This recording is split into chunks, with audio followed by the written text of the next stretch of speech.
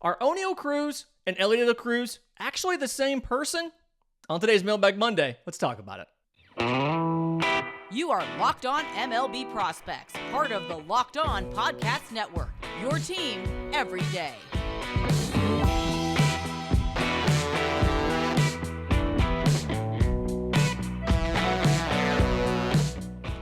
Yes, welcome on in to Locked On MLB Prospects, your home for all things minor league baseball. I'm your host, Lindsay Crosby, freelance baseball writer and podcaster. Thank you for making this your first listen every single day. We're probably part of the Locked On Podcast Network, where it's your team every day, and today is your show. Mailbag Monday comes solely from listeners of this show. If you have a question for the mailbag, I'm on Twitter at Crosby Baseball. Show's on Twitter at Locked On Farm. You can email us, lockedonmlbprospects@gmail.com.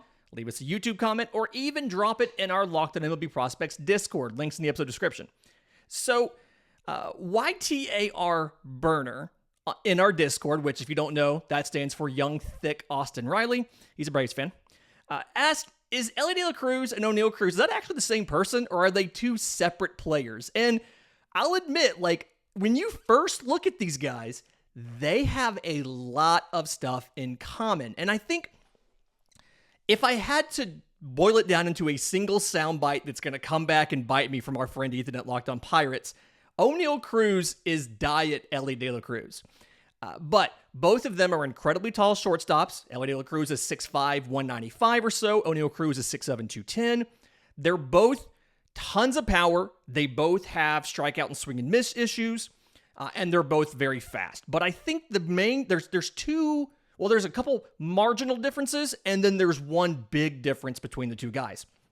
So, Oneil Cruz, who is out right now with the broken ankle, but last year did the AAA to MLB debut and was electric when he got here. So, in 2022, 55 games in AAA. So, playing for Indianapolis. 232, 336, 422 for Oneil Cruz. 9 home runs, 19 extra base hits, 30 walks to 56 strikeouts, 11 to 17 on stolen bases. Couple things come to mind right away there. Obviously, batting average of the low 230s, lots of home runs and extra base hits, struck out just over once a game, stole plenty of bases, but wasn't perfect at it. He got picked off 6 times. Debuts last year and gets technically debuted the end of 21 for a couple games, but 87 games in the bigs last year, 233, 294, 450, 17 home runs, 34 extra base hits, 28 walks to 126 strikeouts, 10 of 14 on stolen bases. The strikeout issues get a little bit worse, but the batting average stays just about the same. The on-base percentage drops about 30 points, and the slugging goes up 28 points. Just a really interesting development how that happened there. Walked less, struck out more, stole a little bit more successful in stolen bases, and when you extrapolate that out over a full season, didn't steal as often as he did in AAA. Compare that to Elly De La Cruz this year, who started in AAA, was incredibly hot, and made it to the bigs. So Elly De La Cruz, 38 games in AAA this year with Louisville, the Bats. 297, 398, 633, 12 home runs, 26 extra base hits, 26 walks to 50 strikeouts, 11 to 17 on stolen bases. Couple things. One, batting average is higher. On base was higher. Slugging was significantly higher. He's better able to tap into that power and play it in games because everydayers can say it with me. Your power tool's only as good as your hit tool. Steals 11 to 17 bags, the exact same number Oneil Cruz did, albeit in more games for Oneil Cruz in 2022 in AAA. And strikes out more than once a game. 5 games in Major League Baseball for Elly De La Cruz as we record this. 316, 409, 632. Has a home run, has 3 extra base hits. He has both a double and a triple already. 3 walks to 10 strikeouts, 2 for 2 on stolen bases. I think the big difference in these two players in their minor league careers has been, really how quickly Elly De La Cruz went through the system versus Oneil Cruz. But Elly De La Cruz has had high strikeouts like Oneil Cruz, but has done a better job of making contact. Like, when you go back and you look at Oneil Cruz and his time in the minors, any level after 2022, after 2020, after the lost season in 2020, for the most part, minus his 62 games in AA Altoona, for the most part, when he's there for a significant stretch of a month or more, he's batting in the lower 200s. 232 over 55 games in Indianapolis. Obviously, 233, 87 games in Pittsburgh. Compare that with Elly De La Cruz, who in just about every single level he's been, and this year in AAA was the exception, has batted, for the most part, has batted 300 or better. I mean, 2022, high A Dayton, 73 games, he bats 302. AA Chattanooga, 47 games, he bats 305. Elly De La Cruz has better been able to make contact despite running the high strikeout numbers. And we saw his last couple weeks in AAA, he got much better with the swing and miss and much better with the strikeouts. He raised the walk rate and he lowered the strikeout rate significantly. That's why his 398 on-base percentage in AAA Louisville was the highest that he's had for any level where he's been there for more than like 11 games. He had a 400, 455, 780 in 2021 in rookie ball, but that was like 11 games. So anywhere where he spent at least a month, that's the highest on-base percentage of his career because he got better at not swinging at marginal pitches and taking his walks, not striking out as much. But he's always had a better ability to make contact than Oneil Cruz has. We talk about this sometimes on the show. Hitters are born, not made. Elly De La Cruz was just a little bit, he's just a better hitter than Oneil Cruz is. They both have the power. They both have the massive arm. They both have the speed.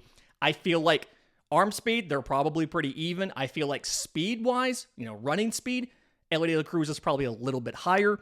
I feel like their power ceilings are both probably about the same as far as a raw power measure, but Elly De La Cruz is better able to get it into games. And so if I'm having to stack rank these two guys, I have Elly De La Cruz above Oneil Cruz.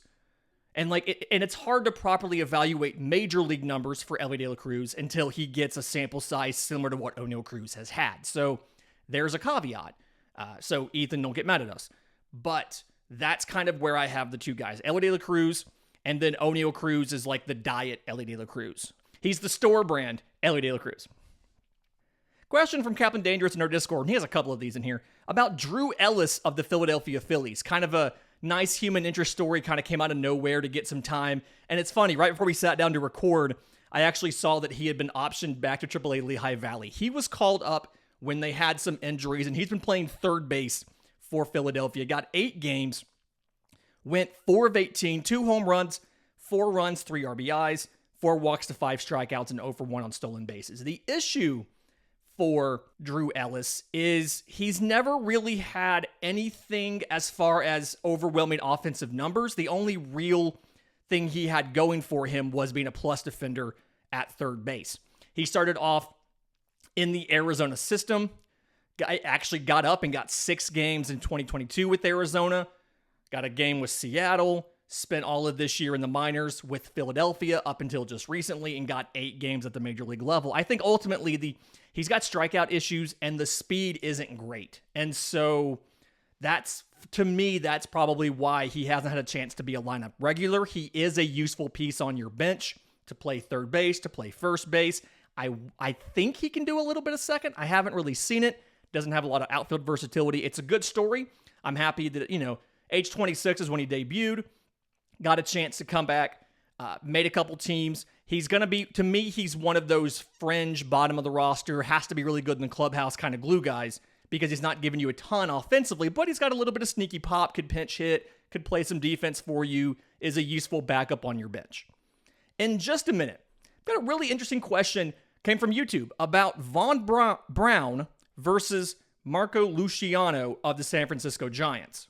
But first, today's episode is brought to you by our friends at eBay Motors. For a championship team, it's all about making sure every player is a perfect fit, and it's the same when it comes to your vehicle. Every part needs to fit just right. So the next time you need parts and accessories, head to eBay Motors. With eBay's Guaranteed Fit, you can be sure every part you need fits right the first time around. Just add your ride to My Garage and look for the green check mark to know your part will fit or your money back. Because just like in sports, confidence is the name of the game when you shop on eBay Motors. With over 122 million parts to choose from, you'll be back in the game in no time. Get the right parts, the right fit, and the right prices on ebaymotors.com. eBay guaranteed fit only able to U.S. customers. Eligible items only. Exclusions do apply. Okay, interesting question. We actually kind of had two from Sean on YouTube. He's a Giants fan. And the combination of the two questions comes out to, why is Marco Luciano so well regarded on top 100 prospect lists and Vaun Brown is not? And I'm probably a couple times in here going to say Vaun Brown because I'm a big space fan, and that's obviously, you've been to Huntsville, Space and Rocket Center. Vaun Brown helped with the Apollo program and all of that. So I'm going to say Vaun Brown a couple times on accident instead of Vaun Brown, just clarifying up front. I think when you look at these two guys, it comes down to Luciano has been a little bit healthier, but the main thing is there's more confidence in his hit tool versus Vaun Brown's. So, one at a time, Luciano, 2018 IFA, and has 31 games in AA this year. 180, 299, 423, 7 home runs, 13 extra base hits, 20 walks to 40 strikeouts, and 3 for 3 on stolen bases. Defensively, he's gotten better at shortstop. If he has to move to third base, that's fine. You have Casey Schmidt, who can play short and third both. And the whole conversation going into the season was he doesn't have the greatest range at shortstop, but it's fine because if Casey Schmidt's at third, he can cover extra ground and you're good. You can just flop them and it's fine either way. The arm is plus, so it plays over there, but the speed is only 40 grade or so. That's a limiting factor on the range. On the hit tool, and you're seeing him struggle right now. Let's be honest. You're seeing him struggle right now with AA Richmond. He's been there for about a month. Again, 180 average, 40 strikeouts in 31 games. Last year in High A Eugene, before injury, 57 games, 263, 339, 459. He had 10 home runs, 20 extra base hits, and he struck out 51 times in 57 games. There's more confidence about Marco Luciano and what he can do offensively. Because again, your power tool is only as good as your hit tool. And this is something where they believe that he's getting better with the swing decisions. He's getting a lot better at understanding how pitchers are going to attack him and make the adjustments because he's always been a little bit young for the level. He's just now 21 in AA Richmond. So he's a year or two below where most people are for the level. The power, seen as plus power. Vaun Brown's also got really good power. That's probably above average to plus, so there's no real big difference there.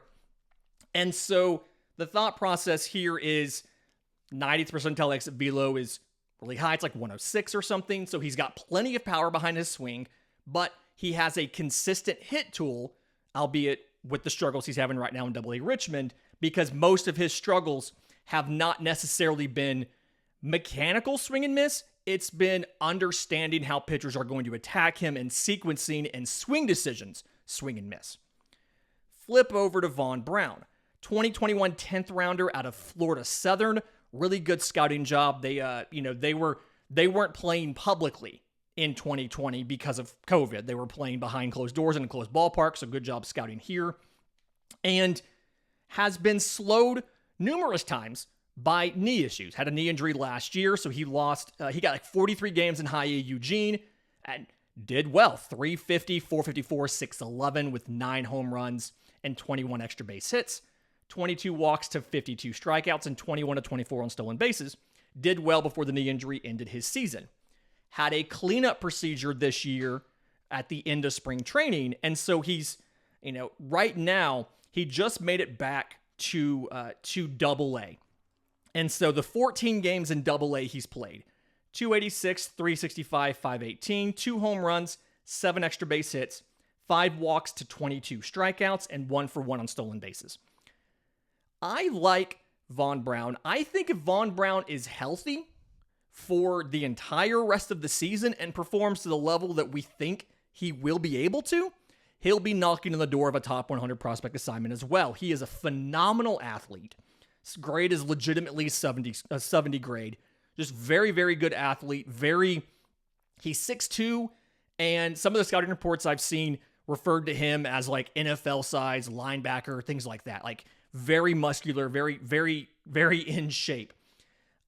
But one of the reasons his hit tool is considered to be lower than Luciano's is because the opposite of Luciano's, he has been old for the level.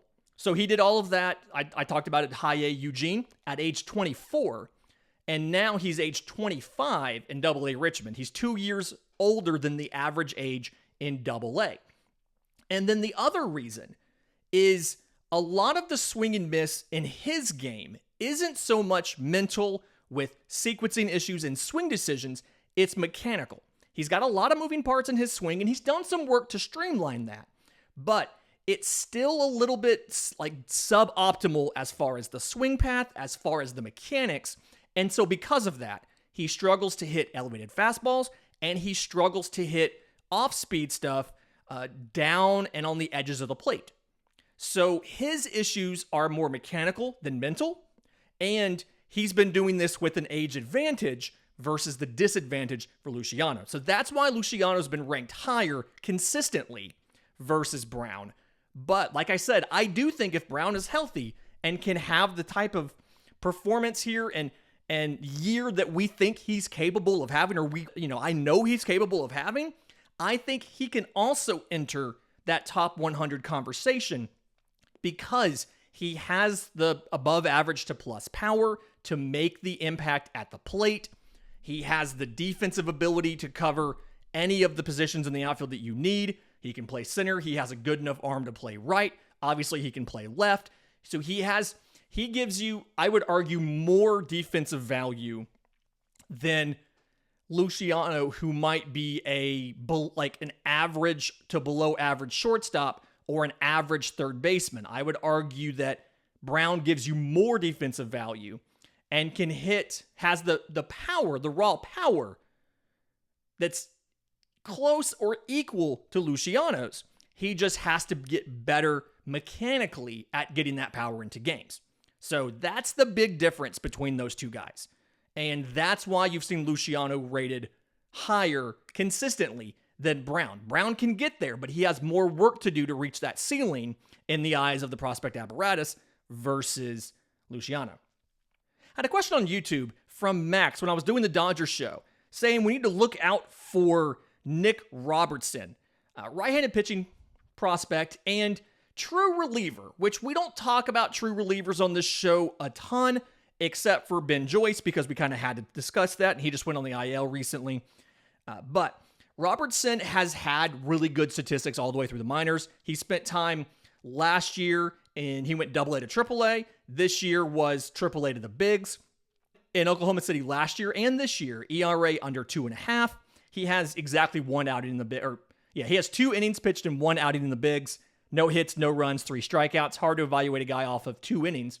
But when he's at his best, it's a fastball changeup combo, and it's a fastball that stays up in the zone, plenty of backspin to it. He gets good velocity, 6'6", 265, big boy.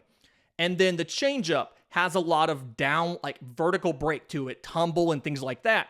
So it comes out of the same slot, and either you're swinging up to get the fastball and the changeup drops below your bat, or you're trying to stay low for the changeup and the fastball blows past you up in the zone. Really good combination, like what he does. He has a slider. He did not throw it in those 2 major league innings. Not sure how often he'll use that, but it's a decent pitch he can manipulate the shape of somewhat to either steal a strike or to get you to chase.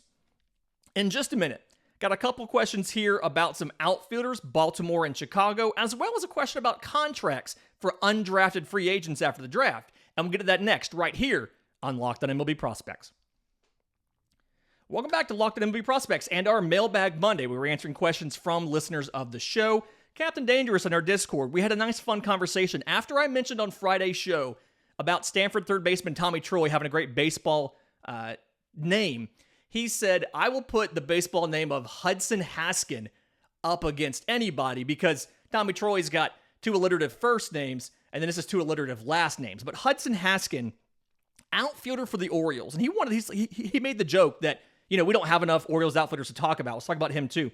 But 2020 second rounder out of Tulane, and has been in a lot of different levels this year, and it's because he's been coming back from injury. So I'm just going to give you the combined stat line for all of them. But between high A, double A, and triple A, 27 total games, 330, 431, 516, 3 home runs, 11 extra base hits, 10 walks to 34 strikeouts, and 8 and 9 on stolen bases. Defensively, I like what Hudson Haskin can do as far as the speed's above average. He's comfortable playing center field. He's played right. He's played left.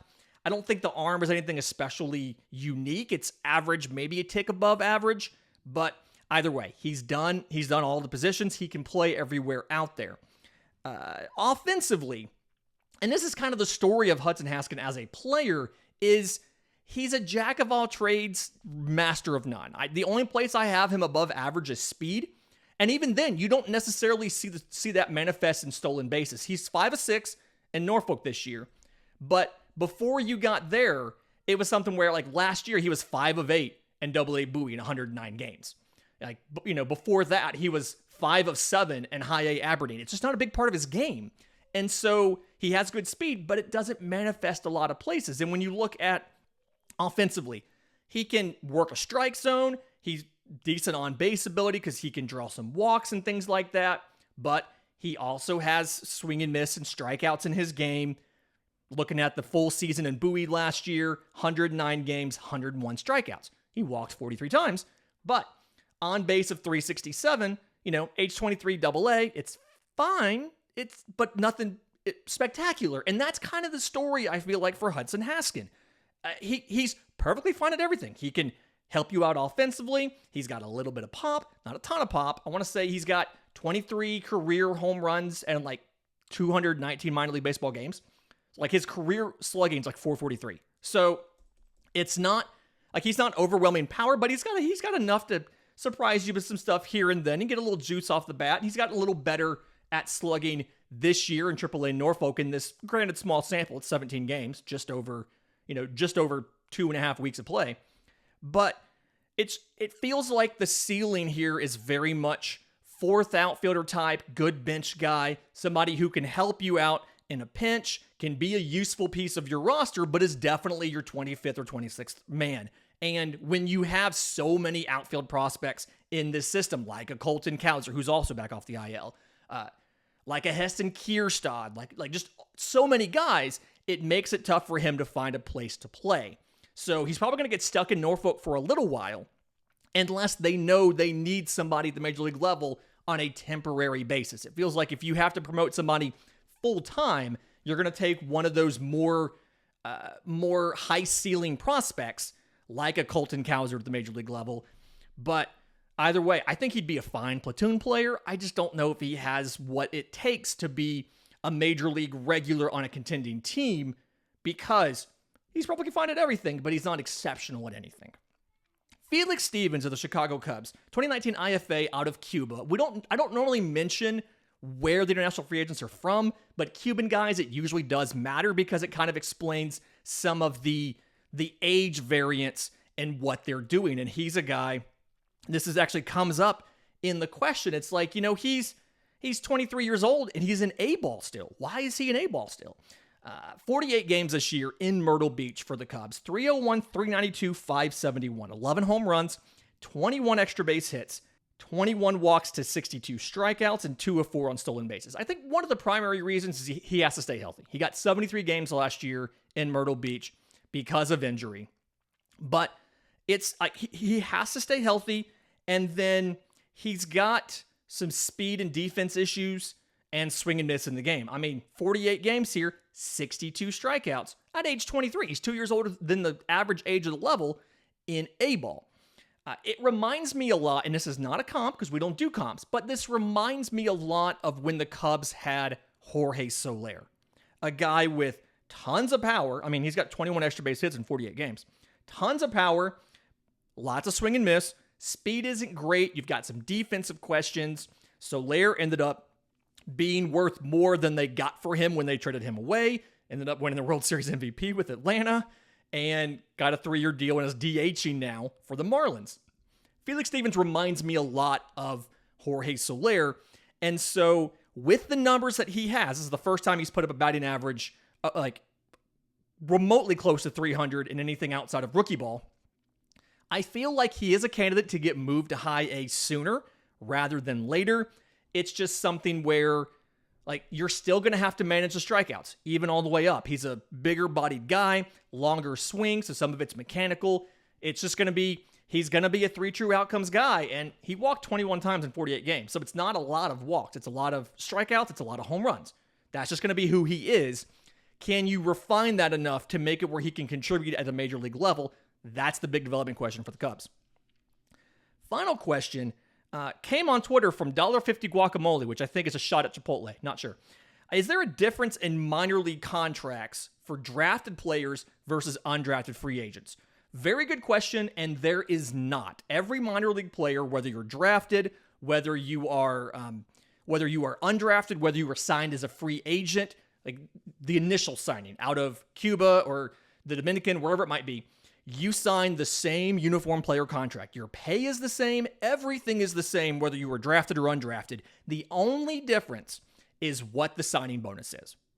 So 2020 is where this comes up a lot because some of the guys in the 2020 draft, it was a 5-round draft. Their signing bonuses were limited. But a lot of guys who are undrafted now may get a signing bonus of $7,500. I mean, it's not much of anything, but that's the only real difference. When they get into A-ball or high, whatever it is, they're making the same as everybody else. They have the same time frames as far as their age when they were signed before they're Rule 5 eligible, their same amount of service time before they hit minor league free agency. All of that's the same. The only difference is what did they get when they signed with the organization as far as the signing bonus. It's the only difference between an undrafted guy and a drafted guy.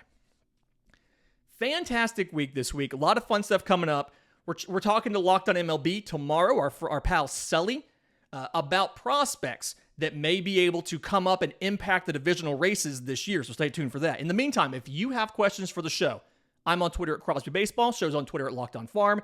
You can email us, lockedonmlbprospects@gmail.com, or drop your questions in the Locked On MLB Prospects Discord. Links in the episode description, links in the show notes. Until tomorrow's show, remember, it's always a great time to pay a minor leaguer.